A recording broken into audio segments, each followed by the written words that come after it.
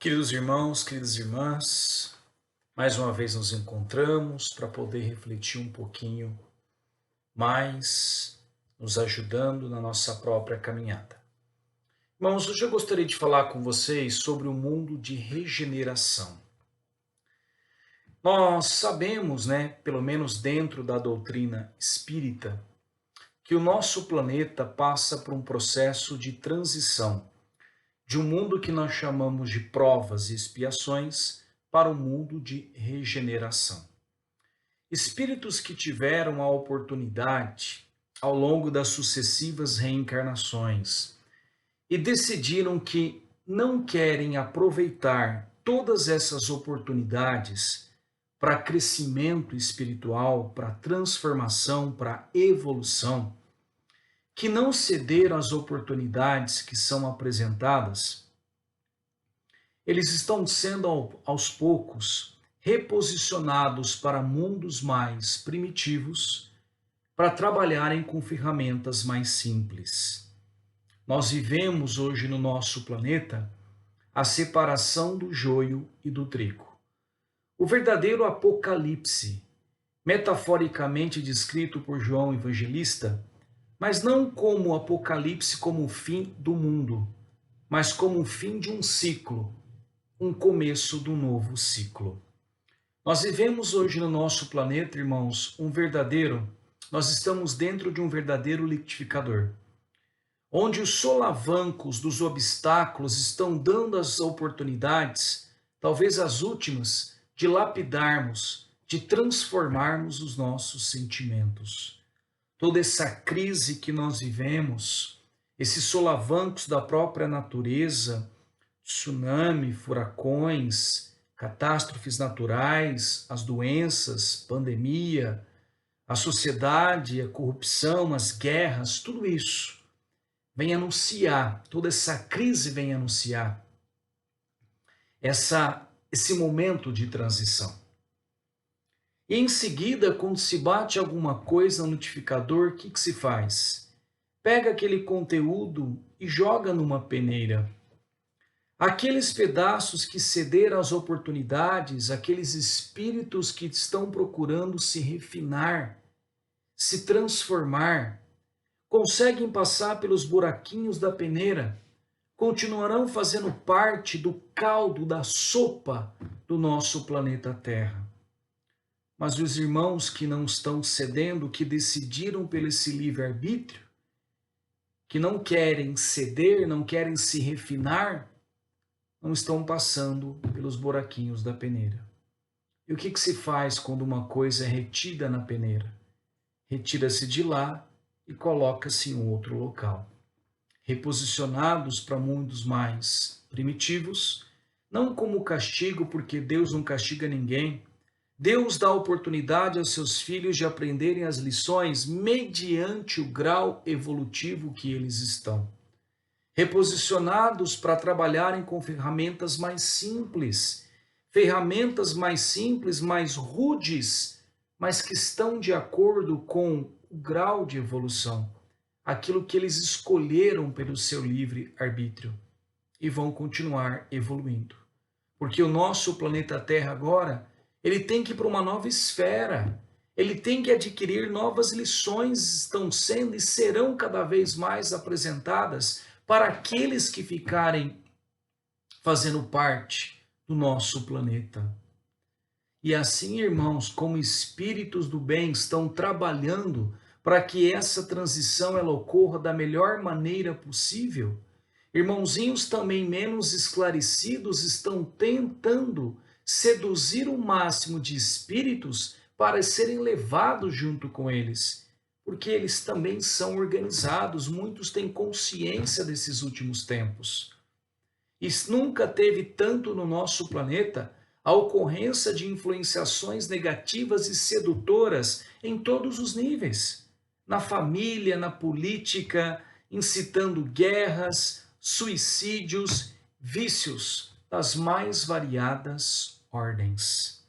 Essa crise, ela anuncia esse momento, essa passagem. Assim como o rio que encontra o mar, O encontro das águas não é pacífico. Há o choque entre essas águas, ao revolver dos sedimentos. E só depois desse choque, dessa crise, que levanta sedimento, que derruba barranco, arranca árvore, é que aquela água, ela consegue se adentrar ao mar, ser algo maior, ter novos nutrientes, uma nova temperatura, uma nova salinidade. É o que ocorre. Estamos adentrando esse mundo de regeneração. E o que eu gostaria, amigos, de conversar com vocês especificamente hoje é justamente esse mundo de regeneração. É entender um pouquinho sobre ele. O que é isso?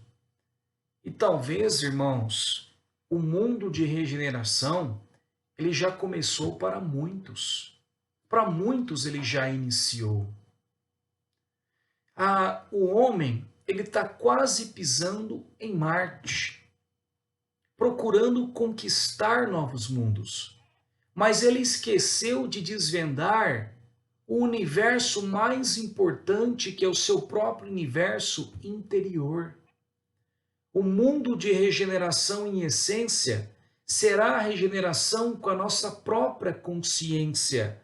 Não será mais possível ser feliz, ter paz, sem modificar nossas más tendências. Elas nos cobrará o que nós já estamos prontos para transformar em nós.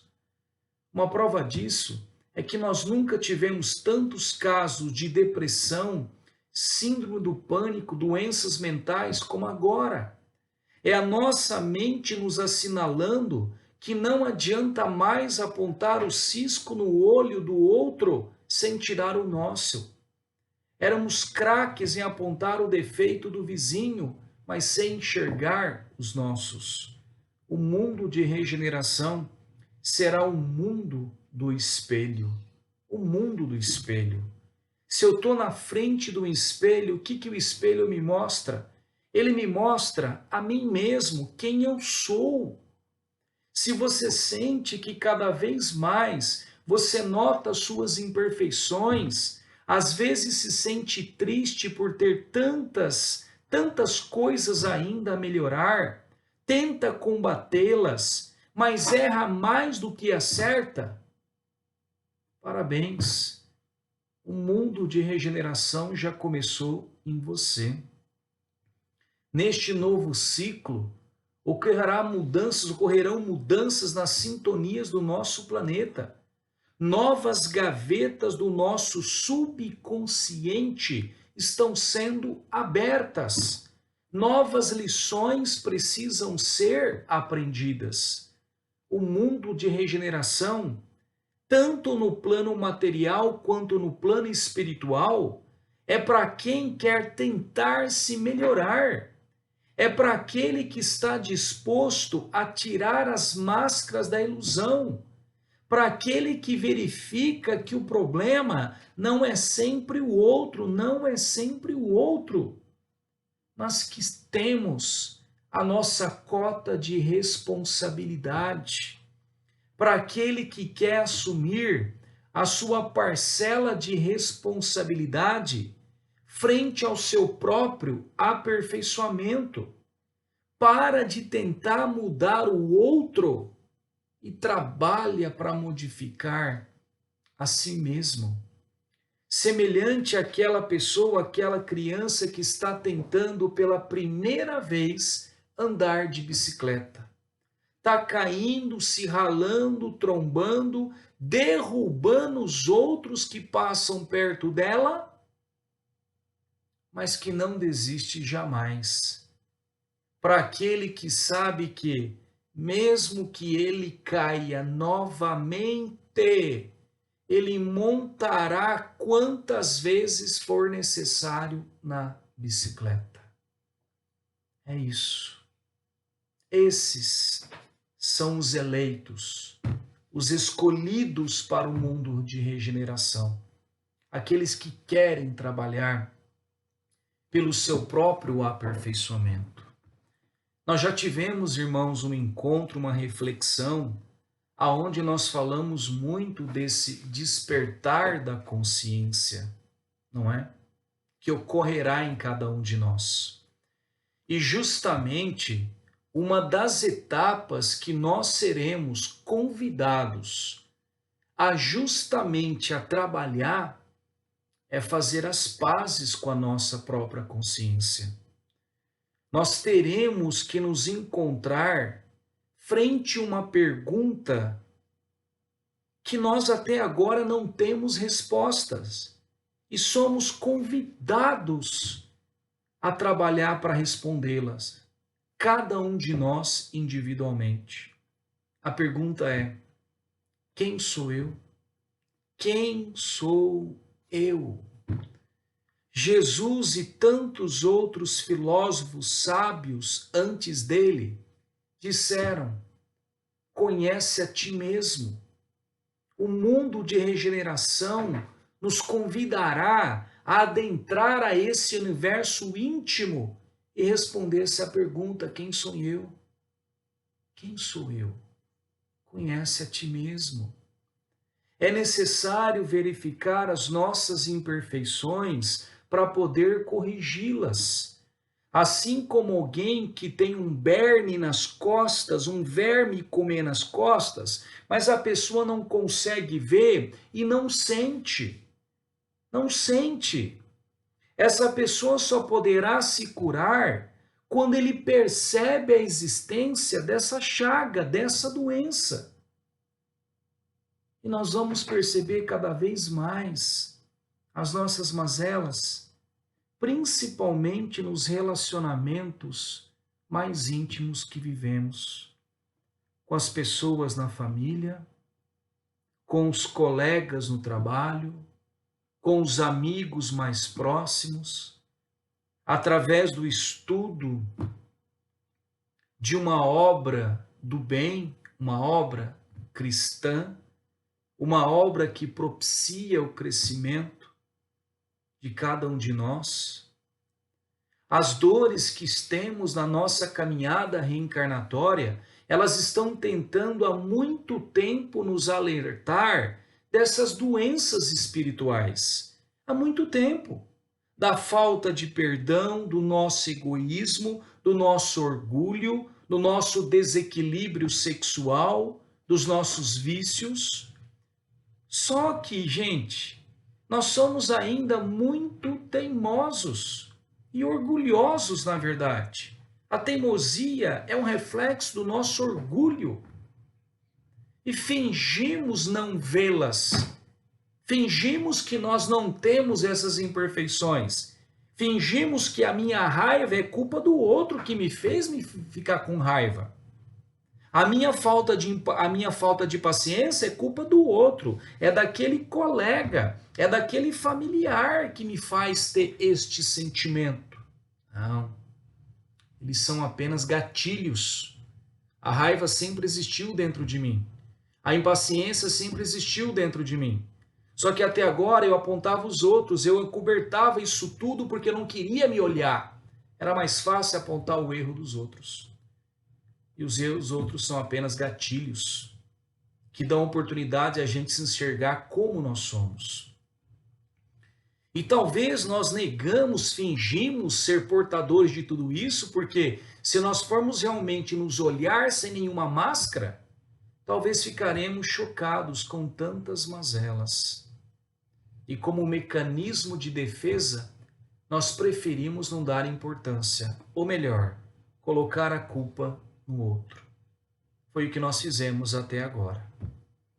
Mas agora, irmão, não tem mais jeito. Para você que já despertou para a necessidade dessas mudanças, a sua consciência te mostrará as atitudes erradas que você está praticando a cada momento. E também, logicamente, os acertos, para nos fortalecer cada vez mais. E os acertos nos tornarão felizes por ter agido de maneira diferente do que eu vinha praticando com o próximo. Te mostrará que é possível modificar nossas próprias tendências. Vi uma pessoa sentado na rua, fui em casa, peguei um pouco de comida e dei. Como me senti bem? Como me senti bem? Nos erros dos filhos, em vez de gritar, xingar de longe, chamei-os na mesa sentados para explicar o que estava acontecendo. Agi com paciência e com perdão. Como me senti bem? Verifiquei que um colega do trabalho está triste, parei o que eu estava fazendo, peguei uma parte do tempo do meu almoço para saber o que ocorria. E que através desse meu interesse ele melhorou muito. Como me senti bem com isso? Sofri no trabalho fofocas, maus tratos dos colegas ou do chefe, mas não revidei. Não trouxe eles para dormir comigo nos meus pensamentos. Não deixei que as más sintonias deles me atingissem. Como me senti bem? No semáforo eu não tinha nada para dar para aquela pessoa. Eu não tinha nem a moedinha, nem a bolachinha, mas eu abaixei o vidro. Eu olhei nos olhos daquela pessoa e disse: fique com Deus. Eu dei um alimento espiritual. Como me senti bem? Quando esses chamados, irmãos, da consciência, da nossa consciência ocorrerem, não nos coloquemos em posição de vítimas ou nos sentimos inferiores ou imperfeitos. Primeiro passo, nós precisamos aceitar que todos nós somos imperfeitos e vamos errar, ponto. Tiremos essa máscara de falsa perfeição, que ninguém é perfeito nesse planeta, ninguém, ponto final. Porque se existisse algum espírito perfeito, não estaria aqui, estaria em outro planeta mais evoluído. Nós todos somos imperfeitos e vamos errar, ponto. Todos nós estamos em construções, sou assim. Não é pecado e não temos que ter vergonha de sermos assim. É o grau evolutivo que nós nos encontramos. É o grau evolutivo que nós nos encontramos. É a mesma coisa que falar, querer que uma criança tenha vergonha ou pecado para que ela não seja ainda um adulto. É o nosso grau. É a nossa etapa, a nossa fase de errar, é a nossa fase de praticar coisas ruins. Faz parte disso. Não é pecado isto, Deus não vai deixar de nos amar por causa disso. É uma fase, é a nossa etapa. Só que, o que está acontecendo nessa mudança de ciclo? Do mundo de prova e expiação para o mundo de regeneração. Estão convidando para que a gente cresça, para que a gente saia dessa etapa. A lagarta parece feia, não é? A lagarta não é feia. Mas olha qual é o destino dela. Olha qual é o objetivo dela. Olha qual é a transformação, o trabalho que ela vai acontecer. Virar uma borboleta. É a mesma coisa que acusar a borboleta por ter sido uma lagarta. Somos assim, irmãos. Estamos nesse momento de evolução, de busca de ser a borboleta. A maioria dos espíritos que estão nesse planeta tem as mesmas imperfeições que nós, em maior ou menor grau. Senão, como disse, estariam em mundos mais felizes. Temos que nos enxergar como uma rosa que tem espinhos e que fere às vezes, mas que também tem beleza, tem cor, tem cheiro. A perfeição não consiste em deixar de ser uma rosa para virar uma outra flor. Não é isso. Não é isso. É continuar sendo uma rosa, mas com menos espinhos. A essência da lagarta continua na borboleta. A borboleta levou consigo a lagarta, mas de uma forma transmutada, de uma forma mais bela, de uma forma mais sutil. É isso. Gente, perfeição espiritual que muito se prega, não é deixar de você ter raiva, não é deixar de você ter quadros de impaciência, não é deixar de você ter outras coisas, faz parte de nós, não é eliminar. Um Cristo não é aquele que não sente raiva. Um Cristo não é aquele que não passa por situações que ainda lembram a lagarta. Mas um Cristo é alguém que tem controle de todas as emoções. É isso. É o controle de tudo isso.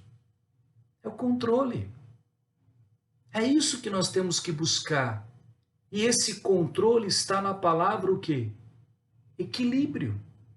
Equilíbrio.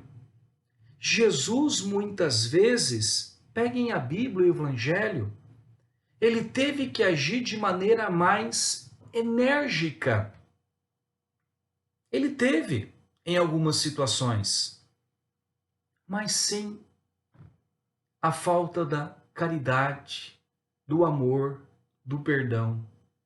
Assim como um pai, às vezes, precisa educar um filho de uma maneira um pouco mais enérgica, e a gente não está falando de violência, de espancar ninguém, às vezes é necessário passar a lição de uma outra maneira.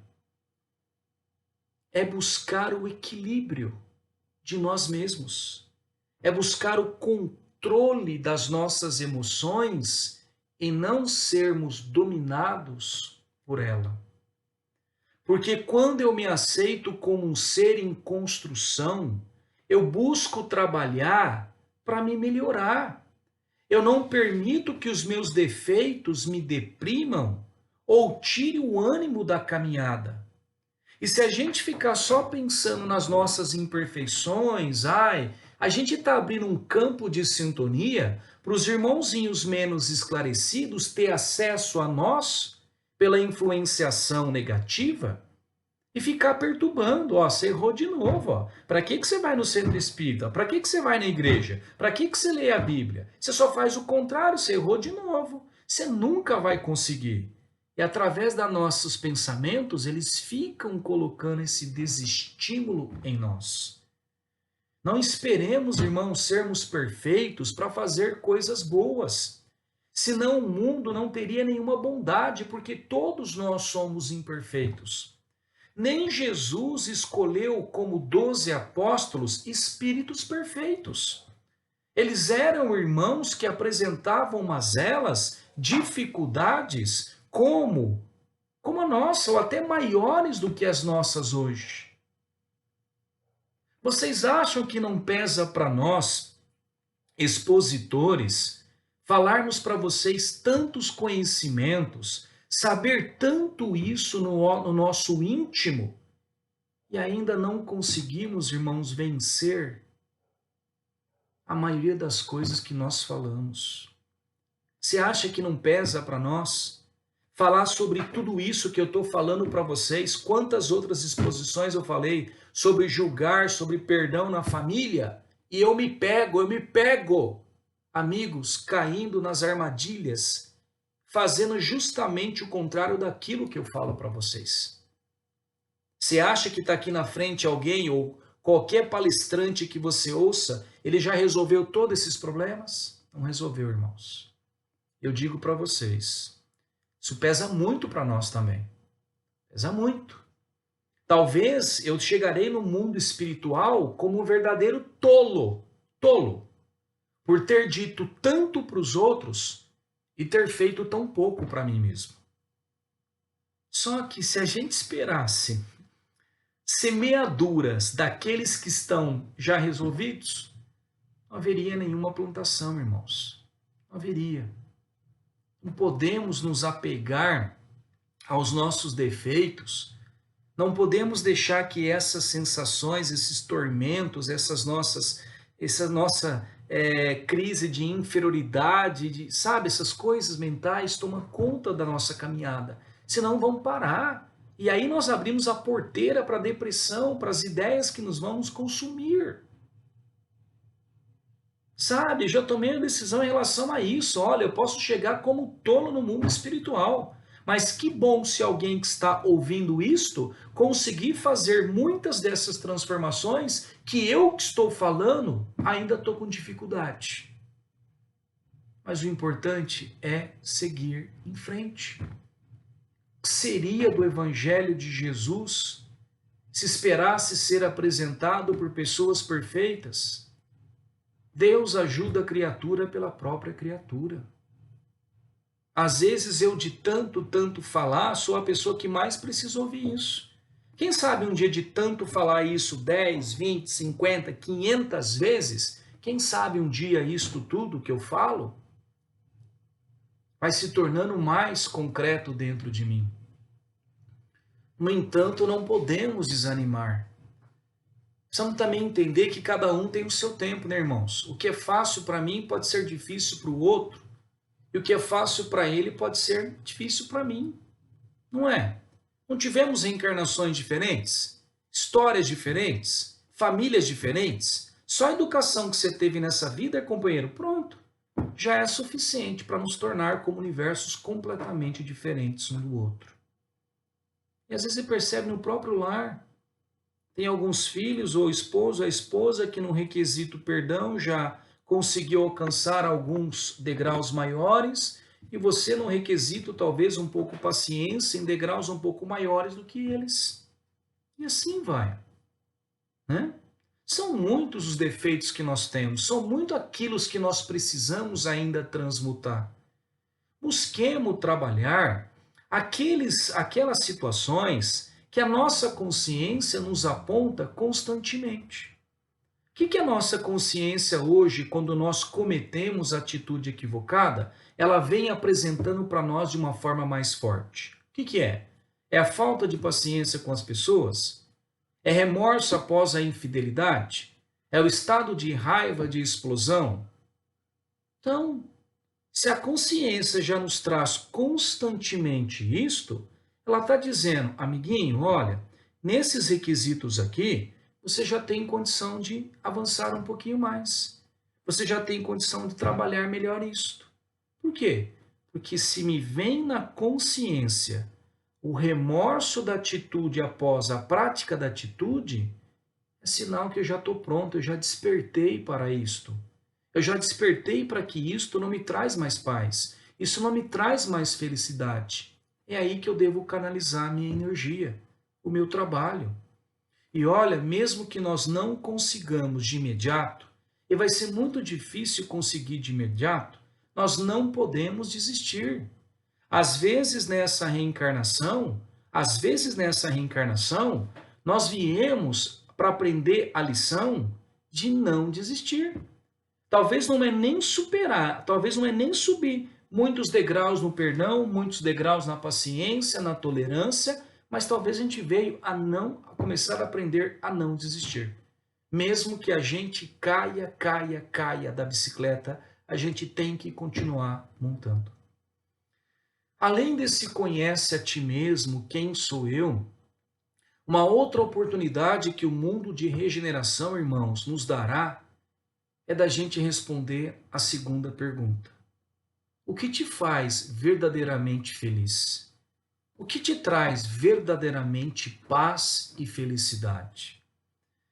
Porque até então, como crianças que nós somos nessa nossa evolução espiritual, nós procuramos a felicidade nos outros e nas coisas materiais. Mas o fato é que a felicidade, a paz, ela é um estado espiritual, é uma conquista interna. E às vezes nós somos muito cruéis em colocar a nossa felicidade nos nossos relacionamentos.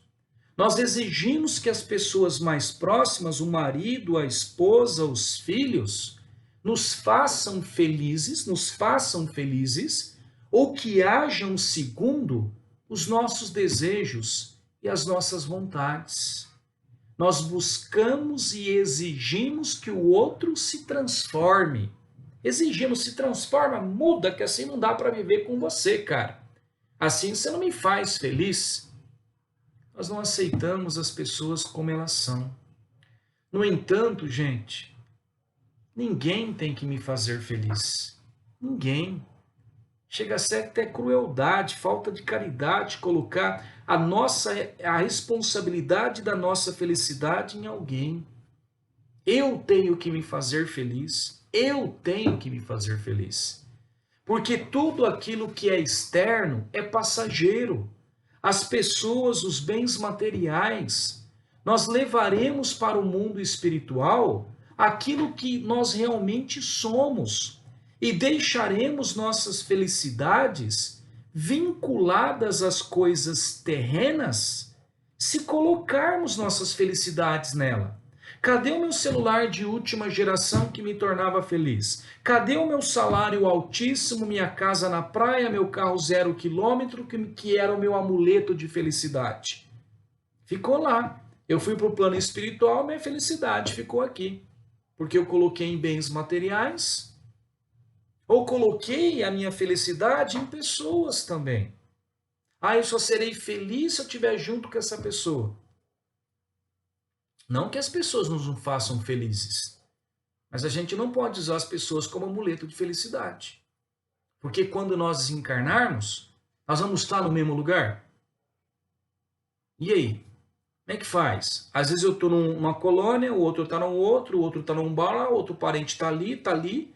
A gente está em planos energéticos completamente diferentes, vivendo longe um do outro. Quem está no plano acima pode até visitar os de baixo, mas quem está no plano de baixo não tem acesso pela sintonia aos planos de cima. Cadê minha felicidade? Ficou lá com meu marido que está no umbral. Ficou lá com meu filho que está numa colônia espiritual mais acima. Então nós temos que nos fazer feliz. Então o que o mundo de regeneração também vai perguntar para cada um de nós, o que te faz feliz? Onde é que está a tua paz? Construa a tua felicidade. Eis, irmão, o mundo do espelho, o mundo da regeneração, o mundo da maturidade espiritual. Não é? Maturidade espiritual. Nós deixamos de ser crianças e começamos a nos tornar adultos espiritualmente. E na transição da criança para o adulto, muitas coisas mudam. E uma delas é parar de contar mentira para os outros e para nós mesmos. É parar de apontar o outro como sendo errado, que a culpa não é minha. É assumir a responsabilidade pelaquilo que nós somos.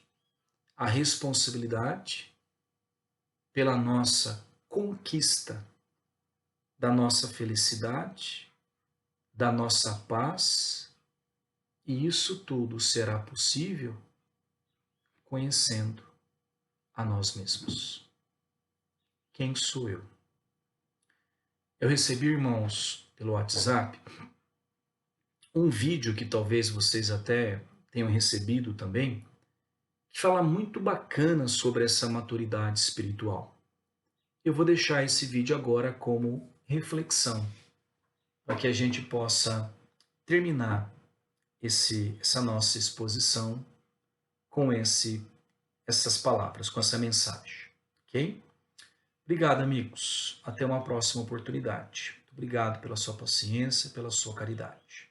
Deus abençoe a todos. Mestre, o que é veneno?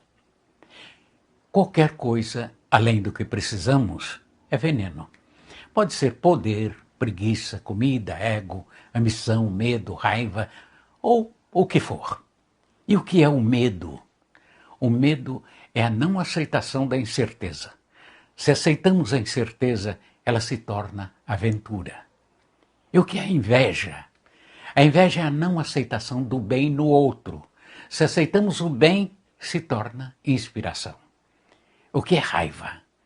Raiva é a não aceitação do que está além do nosso controle. Se aceitamos, se torna tolerância.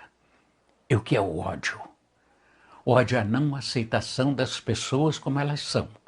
Se aceitamos incondicionalmente, então se torna amor. E o que é maturidade espiritual? É quando você para de tentar mudar os outros e se concentra em mudar a si mesmo. É quando você aceita as pessoas como elas são. É quando você entende que todos estão certos em sua própria perspectiva.